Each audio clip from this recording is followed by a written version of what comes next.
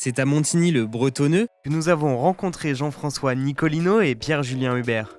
tous deux respectivement directeur général et directeur technique de Théos. La société a conçu le nouveau moteur de GP3 série pour 2016 et travaille également avec le GP2 série depuis la création du championnat en 2005. C'est ensuite Mecachrome, connu pour son implication en F1 avec Renault Sport F1, qui construit ses groupes motopropulseurs. Théos s'occupe de la recherche et de la conception des moteurs. En 2014, on a pu développer pour le groupe Mecachrome le nouveau moteur GP3 qui va rentrer en activité cette année et le futur moteur GP2 qui va démarrer en 2017.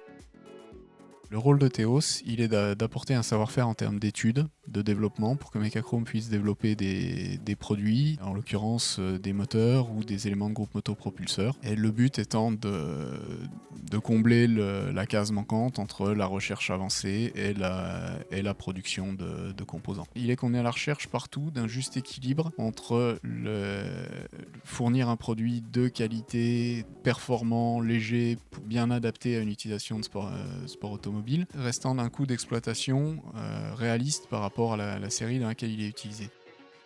Le GP3 s'est adressé à Théos avec des attentes particulières.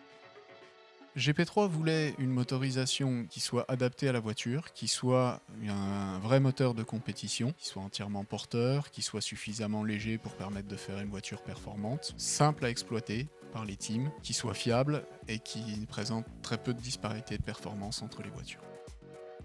Les GP3 ont des particularités aérodynamiques, notamment à cause du refroidissement. On a une implantation particulière des échappements qui sont au centre alors que les prises d'air sont sur les pontons. Il y a un gros domaine où il y a une interaction aérodynamique et moteur, c'est quand on discute du refroidissement. Surface de radiateur nécessaire au bon refroidissement du moteur, elle impacte directement la performance aéro de la voiture. Le package doit être performant dès le début, pour ne pas impacter la fiabilité de tous les moteurs de la série. C'est très important d'avoir un bon package dès le début. On est sur 30 moteurs qui vont être distribués à des équipes clients. Donc c'est très important de ne pas faire d'erreur parce que quand on l'a fait 30 fois et c'est très dur à rattraper et ça peut être très problématique pour l'organisateur de la série s'il devait y avoir des problèmes de fiabilité par exemple. Les équipes peuvent faire vérifier le bon fonctionnement des moteurs.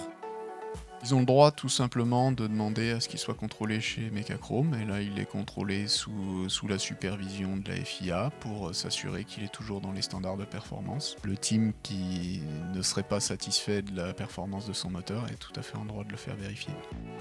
Théos souhaiterait également s'impliquer dans les championnats les plus médiatisés en sport automobile. On a la volonté de s'impliquer sur les formules majeures, comme le LMP1 qu'on a déjà fait pour un grand constructeur comme Peugeot, ou même un F1 comme ce qu'on a fait pour Pure. On a montré qu'on avait les capacités et les compétences pour gérer des projets majeurs dans les compétitions principales type F1 et LMP1.